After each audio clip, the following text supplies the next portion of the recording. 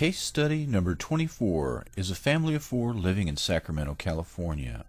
Terry is 45, married with two daughters in their 20s. He was born in Pakistan and moved to the U.S. at the age of 4. He has a master's degree in engineering. One daughter is an aeronautical engineer and the other is a sociologist entering law school. Terry became a target just after 9/11. The entire family of four are overt targets of gang stalking and microwave attacks. Normally only one person is targeted overtly within a family group. Terry's family is very religious, Baha'i faith, and very close-knit. They are lucky compared to other targets who are purposefully isolated from family and friends. This family of targets has drawn together closer since they are aware of a collective torment. Terry had several common risk factors: above average intelligence, foreign birth, interracial marriage, religious minority. But this case was strange because these were not the usual high number of risk factors, and the overt targeting of an entire family was outside the norm. I visited the family and observed them for several days. They are loyal Americans who prize education and freedom above all things, yet they were in obvious distress. Terry has owned his home for 28 years. The neighbors were newcomers who ran the gamut from strange to menacing. I identified about 8 different neighbors who I considered to be behaving in the standard manner of perpetrators. Many would come and go at the same time as Terry's family members, as if they did not have regular working hours. This shadowing activity is common among TIs, and is designed to let the target know that they are being observed and their comings and goings are known. According to Terry, some of the neighbors' houses where they live were not the neighbors' only homes, and may not have been their primary residence. Several neighbors would stand outside their yards and glower at us as we sat on the porch. This in and of itself was not terribly unusual, but he was right. Something was in the air. The family reported microwave attacks that featured shocks, stings, stabs, burns, and the wasting effect of generalized fatigue and emotional distress of standard non-lethal microwave attacks. The entire family was experiencing fatigue and moderate to serious health effects due to frequencies that interrupt sleep, induce fatigue, and cause a general physical wasting. Like most TIs, they sought relief from their torture with shielding, which often included everything from thermal blankets to Faraday cages to lead bricks, in an effort to deflect the physical heating and bodily deterioration from being cooked. Terry has an engineering degree, so his house was a collection of what I find in the homes of most TIs: electronic detection equipment, thermal blankets, oscillating fans, humidifiers, and even at one point the family resorted to corrugated sheeting, placed at discrete angles stacked all around the outside of their house. The image of 12-foot by 3-foot wide corrugated sheeting entirely surrounding the outside of a house in suburban Sacramento did not go unnoticed.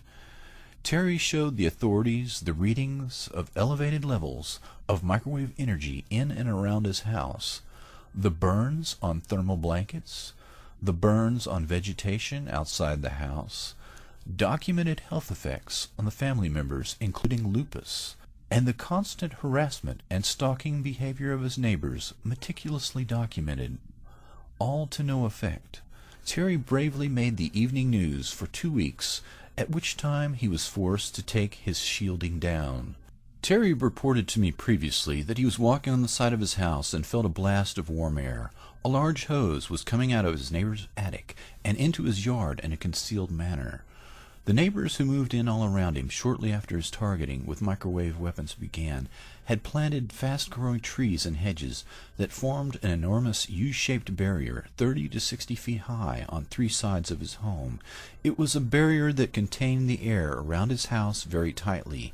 The prevailing wind generally pushed the airflow toward the front of his home and into the open area of the barrier, thus containing the air in a tight pocket around his home. When Terry discovered the concealed hose, he mounted very large industrial fans in his backyard and pushed the captive air out of the artificially created air pocket.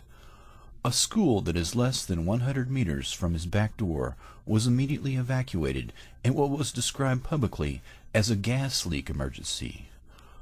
I personally witnessed his immediate neighbors often react to a distinctive horn.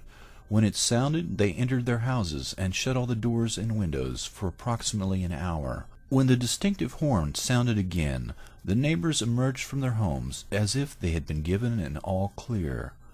Subsequently, the suspicious neighbors can be observed washing down their cars, the sides of their houses, and even the sidewalks with a high-pressure hose, leaving a distinctive residue on the ground. At night, the neighbors can be observed using a black light or ultraviolet light inside their homes. Ultraviolet light is a primary means of destroying virus particles. Virus in the lab that is exposed to ultraviolet light will literally fall apart in very short order.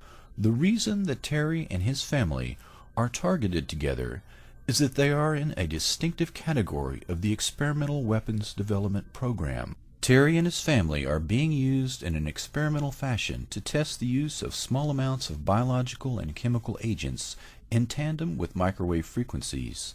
The experimental virus or chemical particles are released from the house next door into the air pocket around his home, formed by the enormous hedges and trees that surround his house in a U-shape. The horn is sounded, and the neighbors quickly enter their homes and shut the doors and windows to prevent exposure. Terry, his wife, and their 2 daughters are bathed in microwave frequencies that resonate or spin the viral and chemical agents to increase their activity within the human body.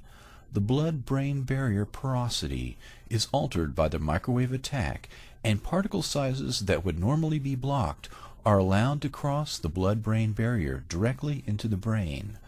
The microwave weapon is tuned specifically to the resonance frequency of the viral or chemical particles and bathes all 4 of their bodies, and thus increases the reactivity of the introduced agent millions of times above normal. This functions the same as giving the experimental group a massive dose of the experimental agent. The exposure is made and then allowed to dissipate, at which time the all-clear is sounded and the neighbors emerge from their homes and wash down the sides of their houses, their cars, and their sidewalks. Normally, biological warfare agents will deteriorate almost entirely in a matter of hours under conditions of direct sunlight and heat. Terry and his family are being used as human experimental subjects to perfect the latest technique for using chemical and biological agents in conjunction with microwave weapons. Terry is plagued with health problems that have left him unable to work. When he visits the doctor, tests of many kinds are run, and the results and those of his family are given to the government perpetrators of these crimes in order to measure the effect of the viral and chemical agents. Terry and his entire family are in a terminal experiment that will end in death. He and his family have been sacrificed to perfect the latest use of non-lethal weapons in conjunction with biological and chemical warfare. The Department of Defense hides these programs in the Department of Justice under the title of crowd control in order to avoid detection, which would put them in violation of international treaties, not to mention war crimes. I have told Terry that he should move, but he was adamant that he and his family would stay no matter what. I informed him of my worst fears, to which he replied that the experiment would only recommence at a different location. From my experience with the target population, I could not dispute this assertion.